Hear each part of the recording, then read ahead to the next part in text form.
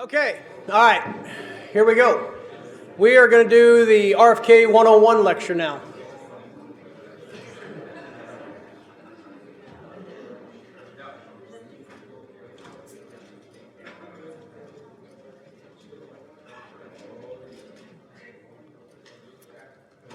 RFK 101.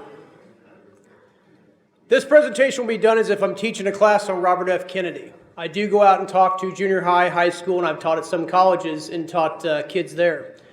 For many of you seeing this, you may already know everything about this topic, but for the younger generation of researchers, this will be a good starting point for them to delve into and to start researching. Here's what we're going to do, looking at the life and times of RFK with new eyes. For the next 30 or 40 minutes, we will cover RFK from start to finish. His early life, political life, the RFK assassination, and where we are today with what we know now. Robert Francis Kennedy was born in Brooklyn, Massachusetts, November 20th, 1925, son of Joseph P. Kennedy and Rose Kennedy. Brother of 8 siblings, Joseph Jr., John, Rosemary, Kathleen, Eunice, Patricia, Jean, and Ted. RFK at an early age and through adolescence did not receive the same attention from his father that his older siblings had. He was more like his mother, but he always tried hard to earn his father's approval and attention.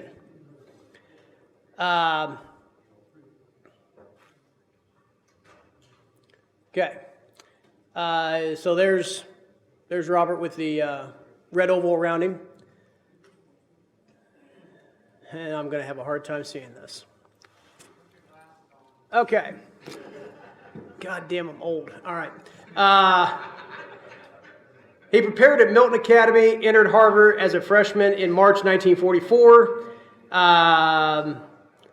I don't care about his home address. Informal freshman football, captain 1944, varsity football, informal lacrosse, informal rugby, Winthrop House swimming, Winthrop House committee, Catholic club, Hasty Pudding Institute, 1770 SPE, served in Navy, field of concentration, government. So he was kind of what we would consider, an overachiever. In 1942, Robert graduated from Milton Academy, a prep school in Milton, Mass. These are just a couple photographs of him in his younger days. He earned a letter for his efforts, which his 2 older brothers, Joe Jr. and John, never achieved. His naval service. Just shy of his 18th birthday in 1943, he enlisted in the United States Naval Reserve as a seaman apprentice. He had V-12 Navy college training at Harvard and Bates College. Spent most of his time in the Navy out of combat. His brother Joe Jr. was killed in action August 1944. On May 30th, 1946, he received an honorable discharge from the Navy. Here's a picture of him enlisted as a seaman second class, getting sworn in. Here's his buddies in the V-12 Navy College Training Program at Harvard. Robert meets Ethel. On June 17, 1950, Robert Kennedy married Ethel Skakel, married for 18 years. He graduated law school in 1951. They had 11 children: Kathleen, Joseph, Robert Jr., David, Courtney, Michael, Christopher, Max, Douglas, and Rory. Maybe they didn't have a TV in the house. They were Catholic, that's right. Rory was born 6 months after RFK was assassinated in 1968. So imagine how hard that was, raising a child by yourself. Even though the Kennedy clan was, big, Robert was not there to meet his new child, and it was up to Ethel to, be mother and father. So here's a few pictures. Robert meets Ethel. Robert marries Ethel. Robert and Ethel start their family. Okay, part 2, political life. RFK career paths. In 1951, he was admitted to the Massachusetts bar and became a lawyer in the internal security section of the criminal division of the U.S. Department of Justice. In 1952, he was transferred to Brooklyn as a special assistant to the Attorney General. On June 6, 1952, he resigned to manage JFK's U.S. Senate campaign in Massachusetts. December 1952, he was appointed as assistant counsel to U.S. Senate Permanent Subcommittee on Investigations. He resigned that post in 1953. So the overachiever in school, also the overachiever in his political life. In 1951, he was admitted to the Massachusetts bar, becomes a lawyer in the internal... Didn't I just read that? Okay, sorry about that. Hey, I've only had like 7 hours of sleep in 3 days, so you got to bear with me, and I'm getting older.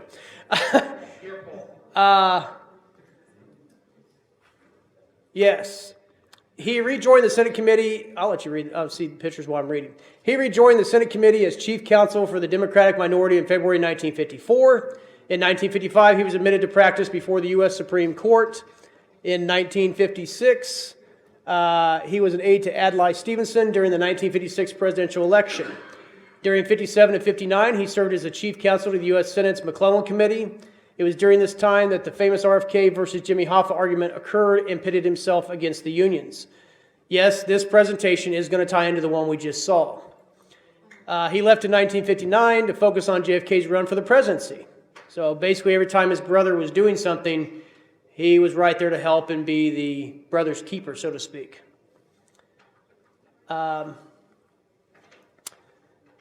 Some say that Robert F. Kennedy was John F. Kennedy's brother's keeper. JFK consulted RFK on most everything while he was president and heavily relied on Bobby's counsel for matters concerning the White House and the country and the world. In 1960, he published the book, The Enemy Within. This book was about the corruption within the Teamsters. In 1960, he went to work on JFK's presidential campaign. Yeah, I said that already twice. JFK picked Lyndon B. Johnson to be on the ticket, and RFK tried to talk Johnson out of it. There was dislike growing between LBJ and RFK. RFK was responsible for securing the release of Martin Luther King Jr. from jail in Atlanta. Once JFK was elected president, he appointed RFK to be the Attorney General. The Kennedy presidency, a family affair? Yep. As a White House advisor, RFK operated through between the American and Soviet governments during the events surrounding the Berlin crisis of 1961. He created the Get Hoffa Squad to bring down the Teamsters president, Jimmy Hoffa. The feud between Hoffa and RFK was what Hoffa referred to many times as a blood feud. RFK was a huge supporter of civil rights and MLK Jr. He was for desegregation everywhere, including in the U.S. Capitol Hill. He played a significant role in supporting the Freedom Riders. Then he attempted to have them cease, which did not make him popular at that time with some of the civil rights leaders and supporters. Okay, Get Hoffa. And here's Jimmy Hoffa's gesture to Bobby Kennedy for his Get Hoffa squad. Okay, these are key moments in RFK's life, and these are just continuations.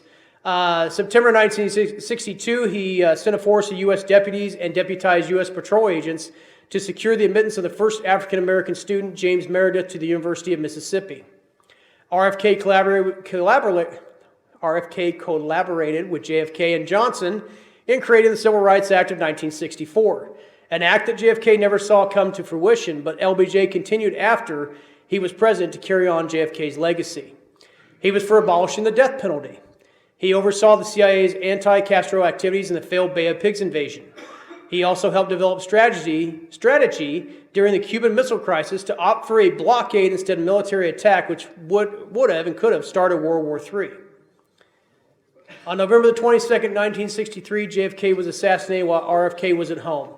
When he got the call from J. Edgar Hoover, head of the FBI, it was not a heartfelt phone call.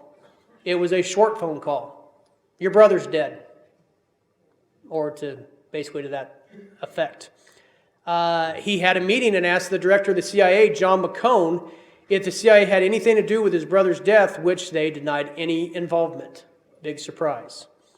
LBJ called him and expressed that he wanted to be sworn in before Air Force One departed Dallas, which RFK was not wanting to have happen because he wanted the president to come back on the plane of Air Force One still as president, even though the moment JFK was pronounced dead, LBJ was already president. He didn't need to be sworn in. It was just another FU to the Kennedys. But LBJ got his way, and he got a judge that he wanted to have appointed to be a federal judge, all done in one day. Her name was Sarah Hughes, and she was the first woman to swear in a president at that time. And here's our lovely J. Edgar Hoover, FBI, John McCone, CIA, and yeah, LBJ seems to be really happy on that phone call. The new president. Support for Jackie. Bobby was by her side and remained close to her after JFK's death. RFK in the U.S. Senate. RFK announced his run for the Senate on August 25, 1964. LBJ gave a lot of support for his run for the Senate. Well, guess what? They were both Democrats. January 3rd, 1965 through June 6, 1968, he was a U.S. Senator from New York. At the same time, his brother Ted was a U.S. Senator, but from Mass. Was an advocate for gun control, and with the assassination of RFK and MLK, the way was paved for the passing of the Gun Control Act of 1968. Now, unfortunately, that wasn't in effect at the time. I don't know if that actually would have stopped the assassination of either one of them. I highly doubt it. He was popular among minorities for his support of civil rights. He was consistent with President Kennedy's Alliance for Progress with focus of human rights in his U.S. foreign policy. RFK's view on the war in Vietnam is a perfect point of view into politicians playing politics. He wanted to support the Democrats and JFK's actions, but he also knew that the continued war was a no-win scenario for the U.S. and immoral in the continued fight to end communism in Vietnam. In his presidential campaign, he didn't support a simple withdrawal or surrender in South Vietnam, but favored a change that would lead to the end of war by bringing an honorable peace. In January 1968, he decided not to run for president. In February 1968, after meeting with Cesar Chavez, he changed his mind and challenged LBJ for office. On March 16, 1968, he declared his candidacy. He stated, "I do not run for the presidency merely to oppose any man, but to propose new policies. I run because I am convinced that this country is on a perilous course and because I have such strong feelings about what must be done, and I feel that I'm obliged to do all that I can." Those are powerful words. He ran on these platforms: racial and economic justice, non-aggression in foreign policy, decentralization of power, and social change. He worked hard to bring in the younger generation, and the way he spoke to them is what gave him many young supporters and many who worked for him in his campaign to get him elected to become president. So kind of like what Bobby Kennedy did running for president, getting the younger generation involved, that's what we're doing now. RFK wanted to bridge the gap in all people and bring everyone together and continue what he and JFK had started and continue LBJ's Great Society policy. A candidate for the hope of the country, a possible president by the people and for the people. We will never know what he could have done for this nation. On April 4th, 1968, Martin Luther King Jr. was assassinated. He lost his primary race on May 20, before we get there. This little sign, and I know it's harder than hell to read, but let me see if I can give it a shot here. Here on the evening of April 4th, 1968, Kennedy came to address a large crowd of mostly African Americans in his bid for Democratic Party nomination for President of the U.S. Instead, visibly shaken, he gave an impromptu speech about the assassination of Martin Luther King Jr. that day in Memphis, Tennessee. Now, during this time, there's riots breaking out all over. Hell is breaking loose. But where Bobby Kennedy gave that speech, there was no rioting. He lost a primary race on May 28, 1968 to his challenger, Senator Eugene McCarthy, the first time a Kennedy lost a race. McCarthy was winning several primaries, so it was coming down to California primary if RFK was going to have a chance to become president by knocking McCarthy out of the race and set up a one-on-one run against Vice President Hubert Humphrey. MLK and RFK together for the fight for civil rights. Part 3, the assassination. The Ambassador Hotel and the crime scene. Now, I put this up here just because I want you to see where the embassy ballroom is, and then back here to where the kitchen is that he, was told not to go, but decided that was where to get out of the ballroom. And these are some photographs, the outside of the Ambassador. And by the way, if anybody's interested in going there to, see like what we have here in Dealey Plaza, we can actually go back to where JFK was shot. You can't do that. The Ambassador's gone. The only way we can see it is in photographs. These scenes here, they're actually looking at possibly, from what I understand, this is pulling out bullets from the door frame. This would be the hallway where we'll see in a minute where Bobby Kennedy laid mortally wounded. RFK scored major victories with wins in California and South Dakota primaries on June 4th, 1968. He addressed his supporters just after midnight on June 5th, 68 in a ballroom at the Ambassador Hotel in Los Angeles. Upon leaving the ballroom, he went through the kitchen of the hotel, and he was shaking hands with a hotel busboy, Juan Romero. He was shot by Sirhan Sirhan, a 24-year-old Palestinian with a .22 caliber revolver, and was hit 3 times, and 5 others in the crowd were wounded. Now, of course, there's the conspiracy. Was it Sirhan Sirhan? Did he do it? Was there somebody programmed him to do it? We'll talk about that here in a little bit. So there's our possible future president, alive and well, giving his speech, full of life. Here's that busboy, Juan Romero. On the left, you see a picture of him down by Bobby Kennedy right after he was shot. The picture on the right, it's him in his older years holding a picture of his younger years. These 5 photographs tell a story. They tell the horror. Bobby's wife, pregnant at the time with Rory.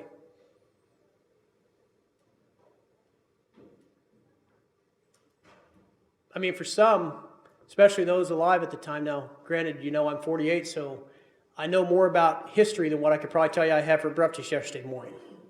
But to the people of the generation before me, this shit hit home.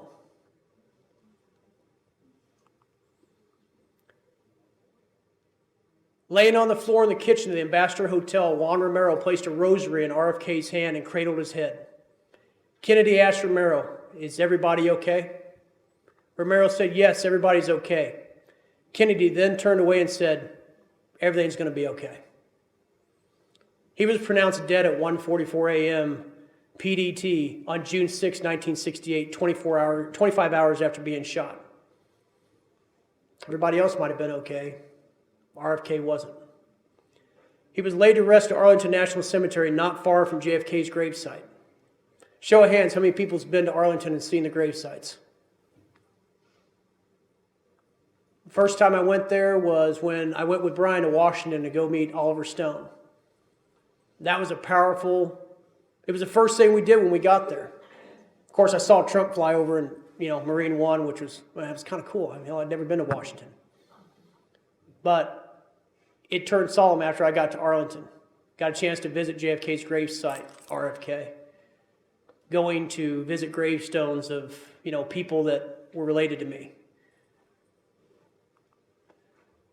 Here's a picture of the gravesite memorial of RFK at Arlington National Cemetery. He doesn't have an eternal flame. It's not extravagant as JFK. Of course, he wasn't president, but he was on the road to become that.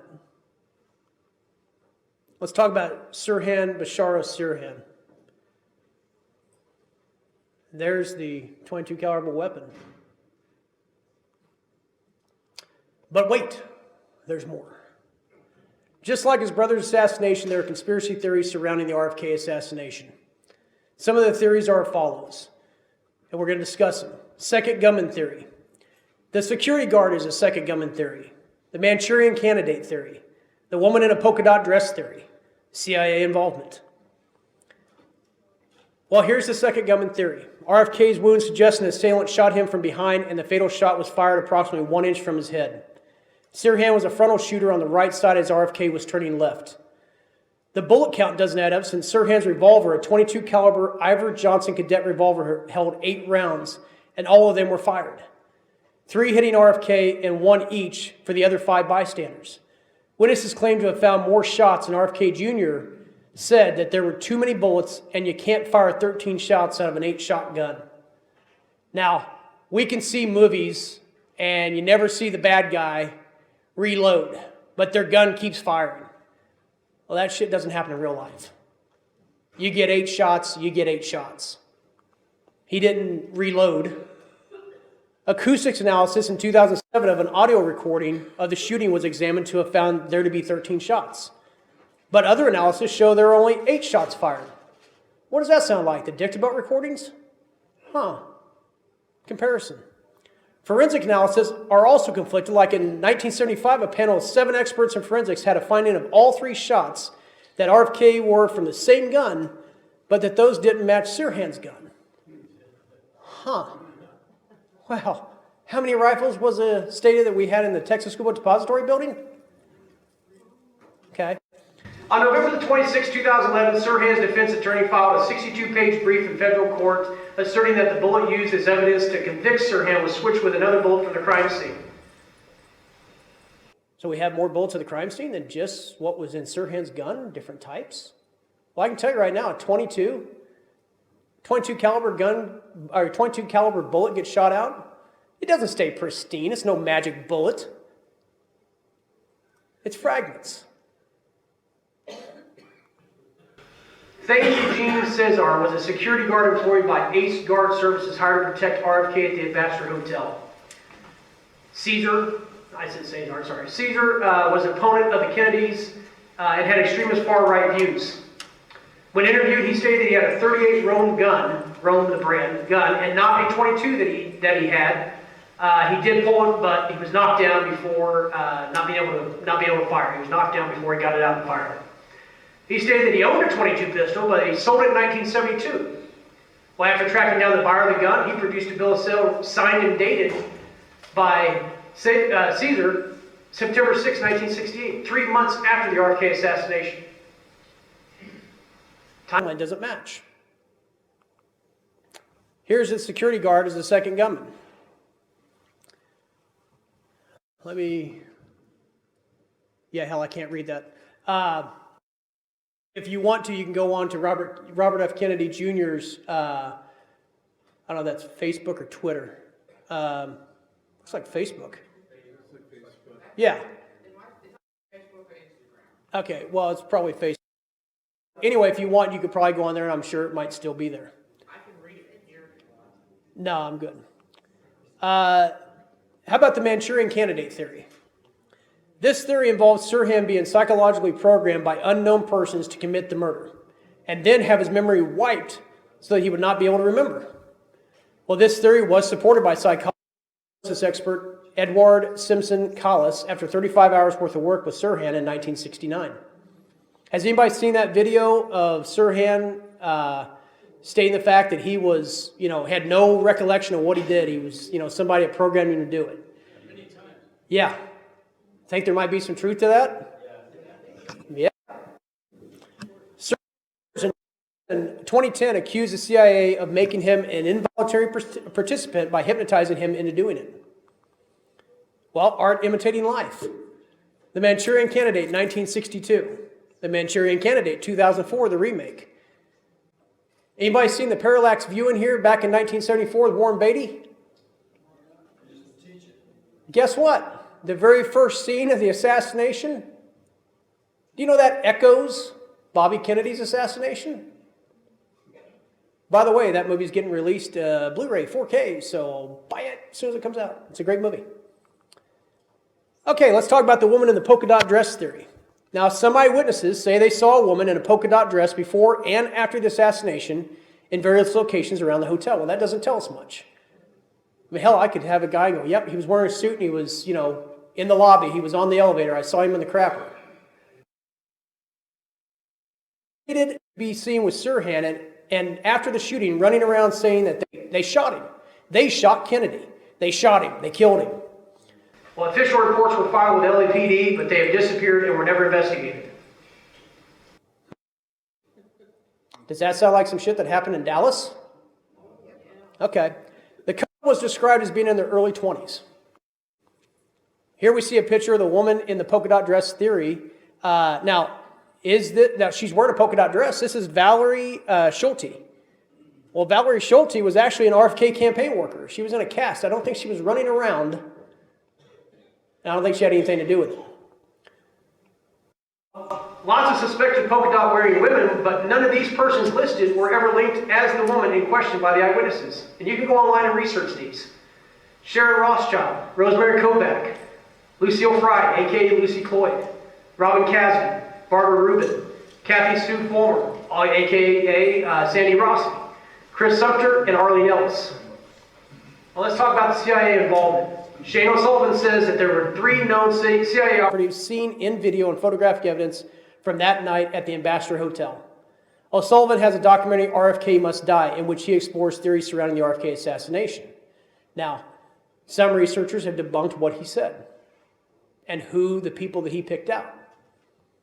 Now, I'm just putting this out there. I have not seen, now I've seen a lot of the stuff on, I've seen most every video on JFK.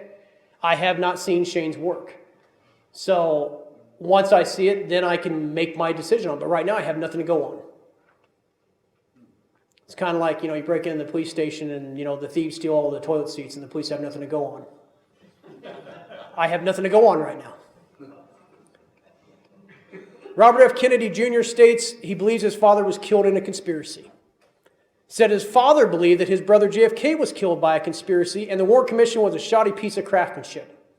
I would have just called it a piece of shit, but that's just me.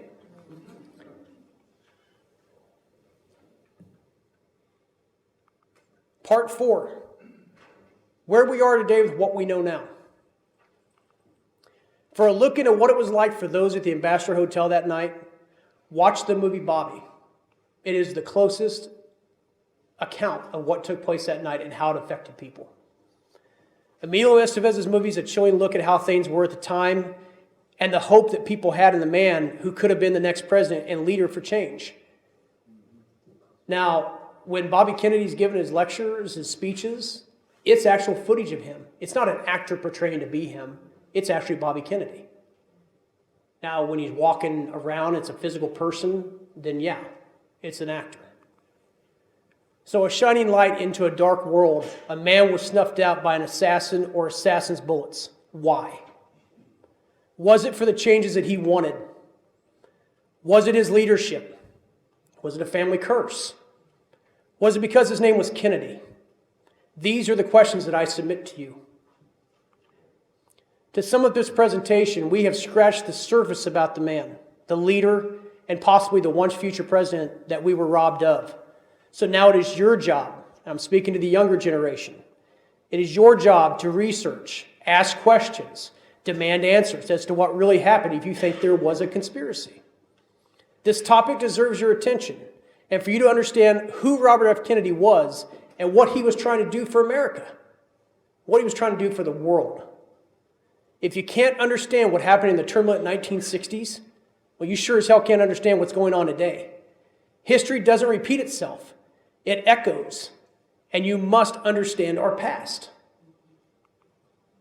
They fought for civil rights, and they paid the ultimate price. JFK, MLK, RFK. This is where we are today. We are re-examining our history and pursuing truth and justice in the deaths of JFK, MLK, RFK, and Malcolm X. This is why you're here. It's important. It's important for the students and the younger generation to pay attention and know what the hell is going on, because they're not learning this in school. And when this man here was my teacher, that's how I first got hooked up to him. Now he's like a second dad to me. I lost my dad, so now here's my new one. And Brian's my brother from another mother.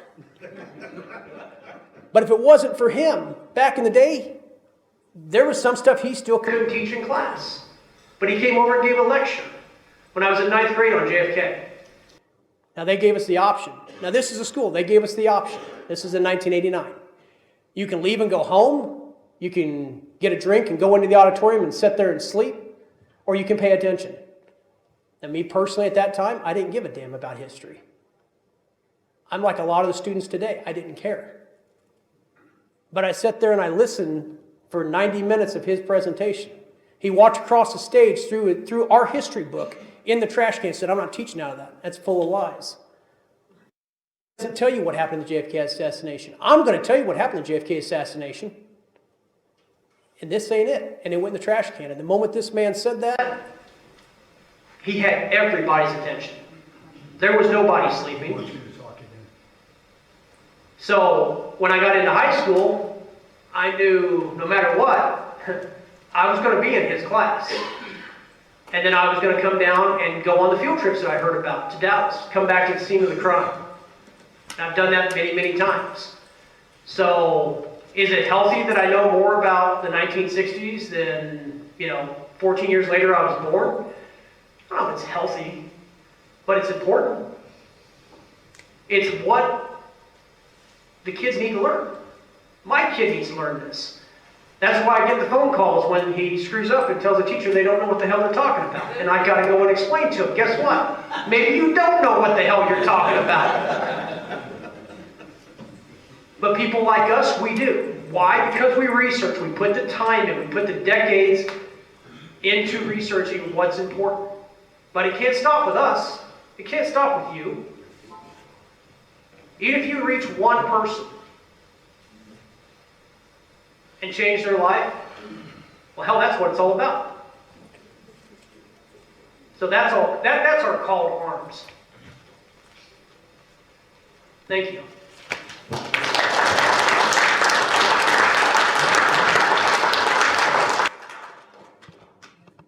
Ladies and gentlemen, that was good old David up here, and I just want to let you know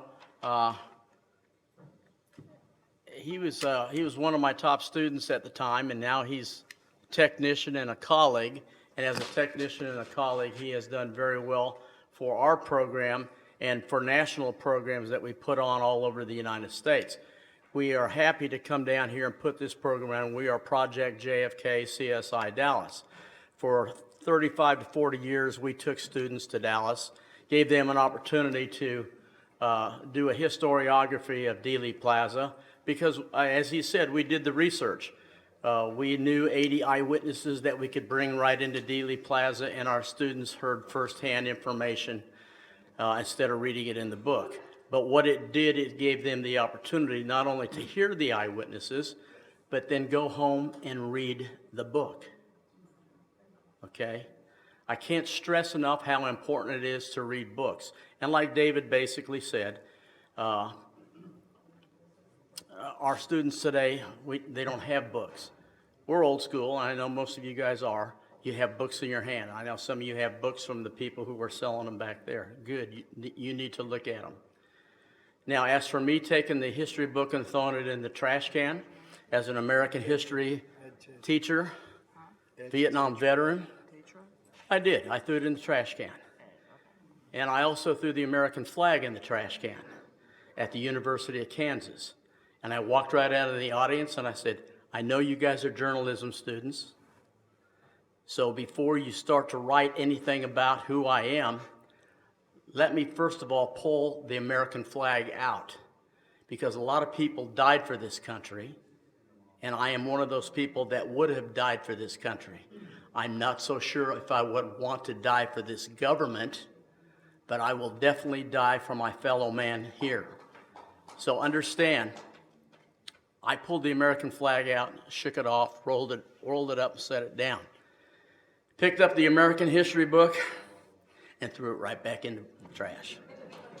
I said, we got to start over, guys. We got to figure out who's telling us the truth and who is not. And I do see a lot of teachers and former teachers around here. So thank you guys, what you guys have done. And we wouldn't be here if it wasn't for you guys who are sticking with this. So what we would like to do right now is maybe open up for a couple questions for David, and then we'll go on to the program. Yeah, we're gonna have Ed, my buddy Ed. My uncle Ed. Your man wants to say something first. Make it quick. I will. You're not wrong, but gee, thanks, Dad. Love you too. Love Not you wrong. too, son. Not wrong, but still. Yeah. All right, Ed. Okay, Uncle Ed, take it away there. He's gonna give us a quick Uh-oh. paragraph, and then I'm gonna bring in the last portion, which is the update on the document releases in the JFK assassination, and we're going to touch on that for about 15 minutes, and then we'll go to the next speaker. So, Ed, go ahead. Okay, well, you hit upon a few things. I just want to do it quick here. You mentioned Sarah Hughes.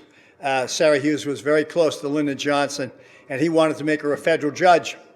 And the Kennedys wouldn't make her a federal judge. And Bobby Kennedy was trying to get certain bills through Congress, and they weren't going through. And, Lyndon kept lobbying to make Sarah Hughes a federal judge, and the Kennedy said she's too old, we don't want her to be one.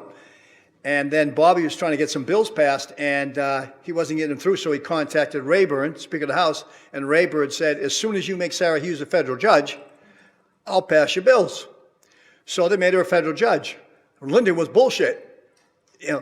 Rayburn could do something that he couldn't, okay? And again, that's why he picked her to have him swear him in. It was gloating. He got his way.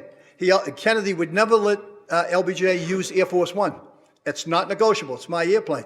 So he took Air Force One because it was his airplane now. Those aren't accidents. Okay, he mentioned that Hoover called RFK, he called James Rowley, head of the Secret Service, and he called a man named Billy Byers, an oil millionaire. He was an underling for Clint Murchison. Byers and George E. Allen pretty much financed Eisenhower's estate, so they owned Eisenhower. Forget all that military-industrial speech crap. He was owned by the oil men, okay? So you need to know that. In fact, I talked about this inside the George E. Allen building one day. It was kind of fun. Dump on George E. Allen in his own building. All right, and now to get to this JFK thing. I won't go into the specifics of this, but in 1975, I was able to see some film, and I was able to identify one of Robert Kennedy's conspirators. And none of the people who have written books, Lisa Pease, Phil Melanson, Sean O'Sullivan, and all the rest of them, they don't know what I know and what I saw. And I wrote to Sirhan Sirhan about everything that I was able to determine. And Sirhan did not write to me, but he gave everything that I gave him to his legal researcher, Rosalind Mangwin. And Rosalind Mangwin told me to send it to Sirhan's brother, Sharif, and I did, and I never heard from him. And I don't know how far they went. Anyway, at some point, I became friends with Larry Teeter, and he was interested in all of this. And the one thing that he did, I also communicated with Paul Schrade, and if some of you don't know it, Schrade was one of the other victims, and he knew Sirhan was not the killer of Robert Kennedy. He died, I guess, this week. He's in his 90s. At any rate, okay, so Teeter says to me, do you have anything on Leon Jaworski? Because Leon Jaworski is involved in the killing of Robert Kennedy. And I said, I've written 10 whole pages about Leon Jaworski, full of myself. So I mailed him my 10 pages. He didn't get it. I mailed them again. He didn't get them. The next year, I walked up to him in person in Dallas. I said, here. And he had it. But about 3 months later, he was dead. So I don't know what he knew about Leon Jaworski and the murder of Robert Kennedy. But last year, I wrote a 58-word, 1,000 article on Leon Jaworski. And I found something. I don't know if it was what Teeter had, but here it is. And I got 1 minute maybe here. Robert Story, one of Johnson's stooges, contacted the head of the Dallas Bar Association, H. Louis Nichols, and recommended that he go down and talk to Oswald after his arrest to see if his rights were being violated. Actually, what Johnson was trying to do is find out what Oswald was saying or not saying. And then afterwards, Leon Jaworski contacted this H. Louis Nichols to find out what the hell was said or not said. So, and Jaworski was going to be at the prosecuting table of Oswald. They were violating his civil rights. They were breaking all kinds of conflict of interest situations here. At any rate, Jaworski was president of the American College of Trial Lawyers. Okay, another member of the American College of Trial Lawyers, and they knew each other, was Grant Cooper, Sirhan's lawyer, a mob lawyer, and he was being indicted for crimes, and he got out of them because he sold Sirhan down the river and told him to plead guilty. And then Sirhan wished the hell he hadn't afterwards. Also a member of the American College of Trial Lawyers, Lewis Powell. Lewis Powell was on the Supreme Court. He wanted Mark Lane disbarred, and he became a member of the Supreme Court through Nixon. Another member of the American College of Trial Lawyers was Albert Jenner, who framed Oswald, and he was the prime lawyer, along with Sidney Korshak, of General Dynamics. There you go. Okay, thank you. Thank you, Ed. All right, now I'm going to bring on. Don't want to rain on the applause, please. Ed deserves that. But we're going to stop with the Q&A now. And I want to bring in a very good friend of mine. And he comes on to our Project JFK Journey meetings. He's been a big contributor of information, and he's doing very powerful work. He's doing work for the entire community, not just certain groups, but the entire community. And it's very important what he's doing. So I'm going to take and give it over to Larry. Larry, we are kind of running behind on schedule, so we've got between 10 and 15 minutes. You think you can get it done in that time? Yes, I can. Can you hear me okay? Yes, we can. Everybody, this is Larry Snap. Great. Okay, so we're going to get back to reality here and talk about 3 initiatives that we've been doing this year to bring the JFK records to as much release as possible.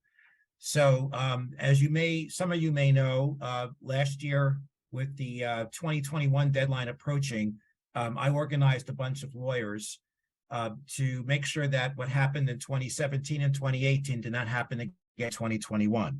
Well, unfortunately, the President Biden postponed the release of the records 1 more year based on COVID.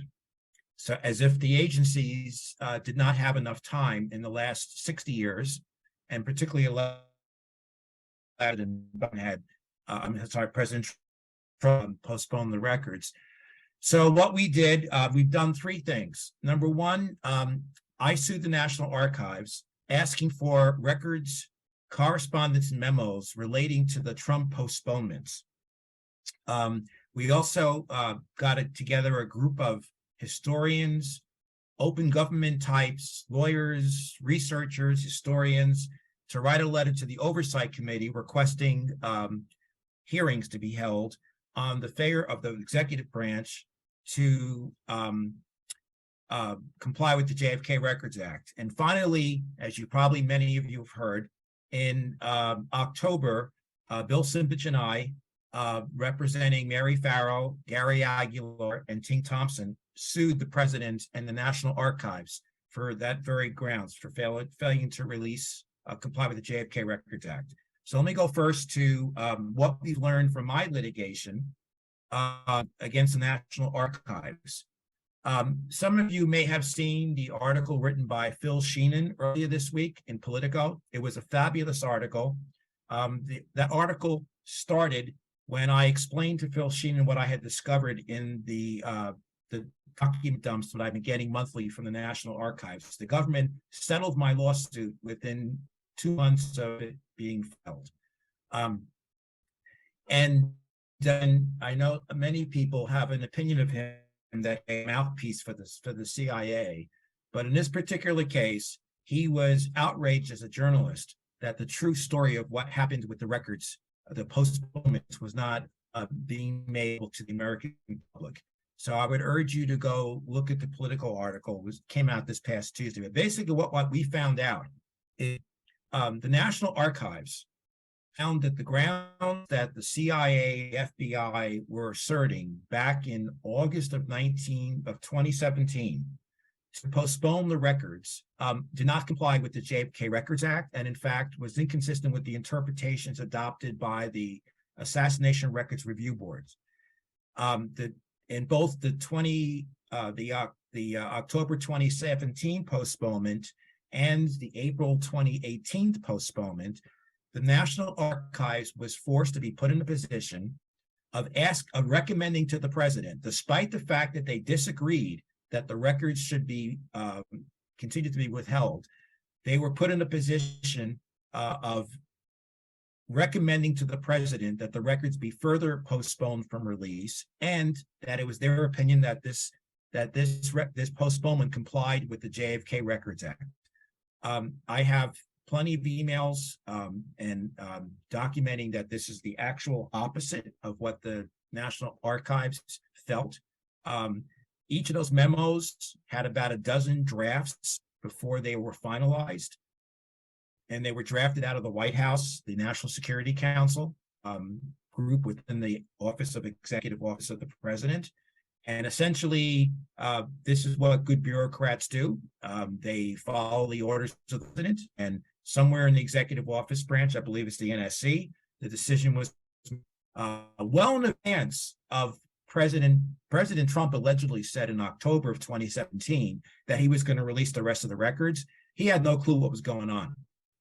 The drafts going back to the to September of 2017 and also of March of 2018 of records, the plans for postponing these records.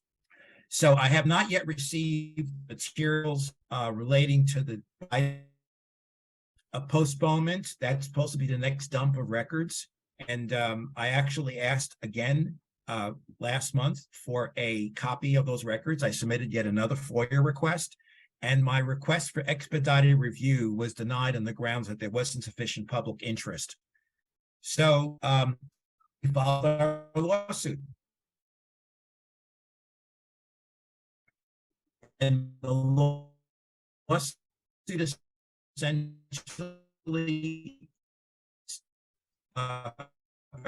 asserts that the President Biden from the, and we filed the Northern District of California because that court has been more amenable to guessing presidents than district court and state. We're asking for an order instructing the president to release the rest of the records unless he makes a document by document review as required by the statute, and explaining to the American public how any identifiable harm outweighs the public interest in the records. The statute requires the president to use clear and convincing evidence, which is essentially a criminal law standard. Think about beyond reasonable doubt. Has to identify the harm and then explain how the harm outweighs the public interest. He didn't do that. He and President Trump just made sweeping assertions that all of the records are being postponed. They didn't do it by document analysis. He also used the wrong standard.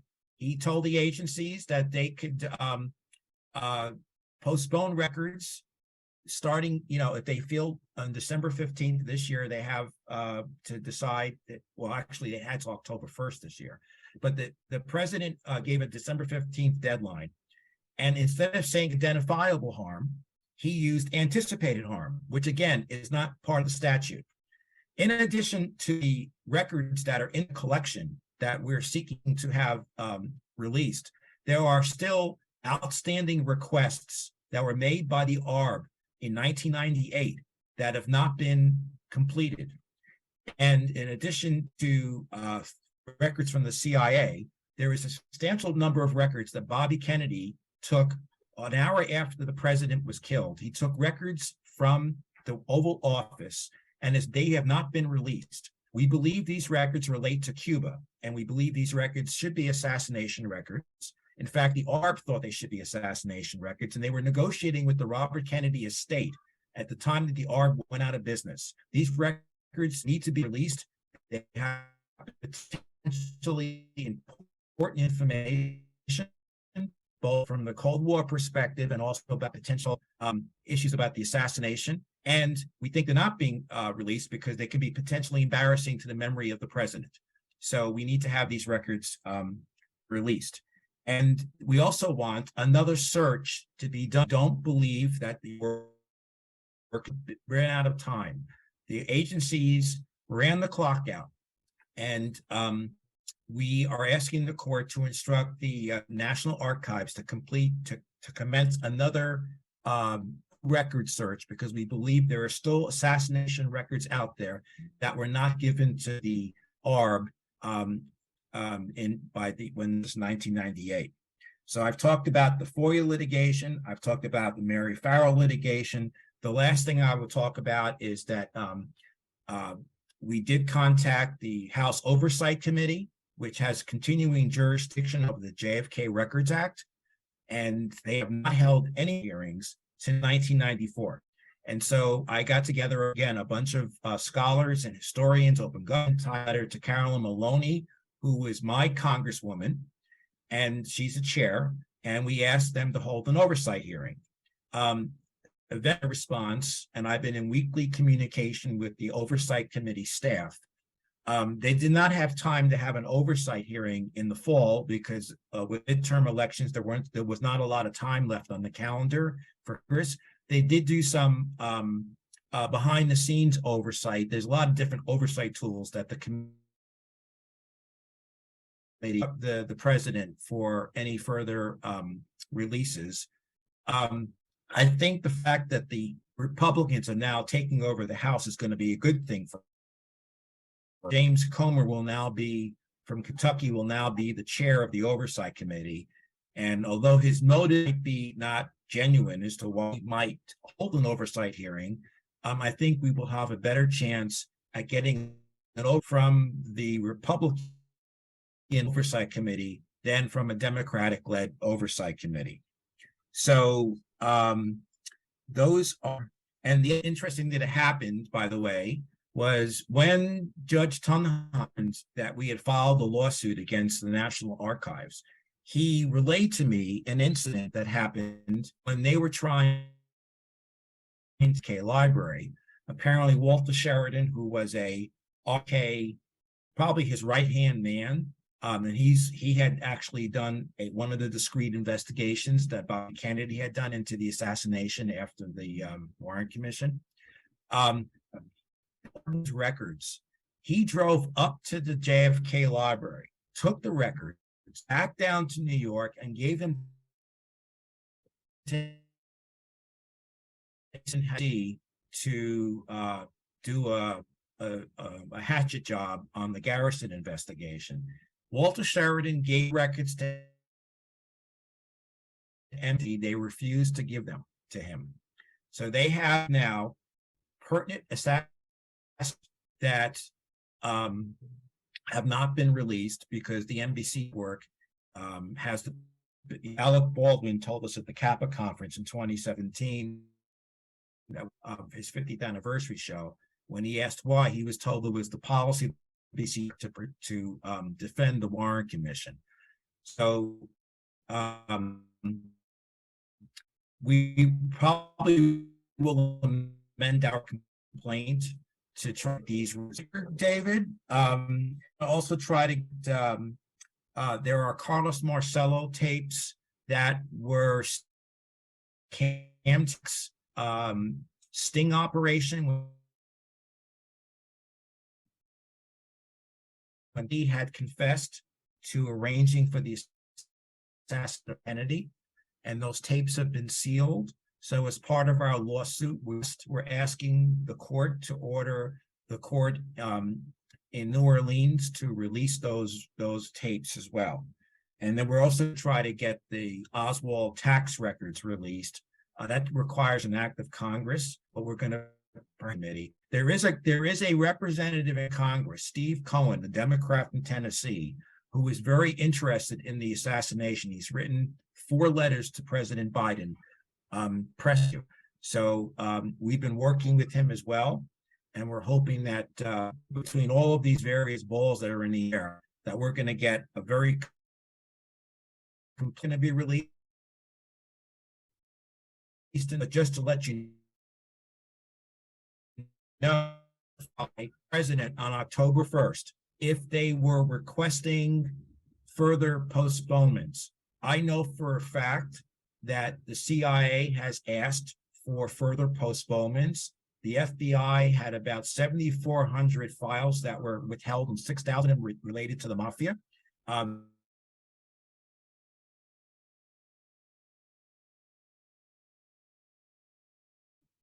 Hey, Larry, your video is getting pretty choppy. Are Okay. you still with me? I'm still with you. Can you hear me? Yeah, you just kind of fade in and out a little bit. Okay. Well, actually, quite a lot. Oh, I'm sorry. Well, I just wanted to say that as of now, the agencies are negotiating with the National Archives about the documents that they are seeking to continue to withhold. We know there's going to be some withholdings. We don't know how many. And my final note to everybody here is a call to action. Wish everybody that's on this call and is in attendance to contact President Biden. And you can do that in 3 ways. You can write a letter to the president at 1600 Pennsylvania Avenue.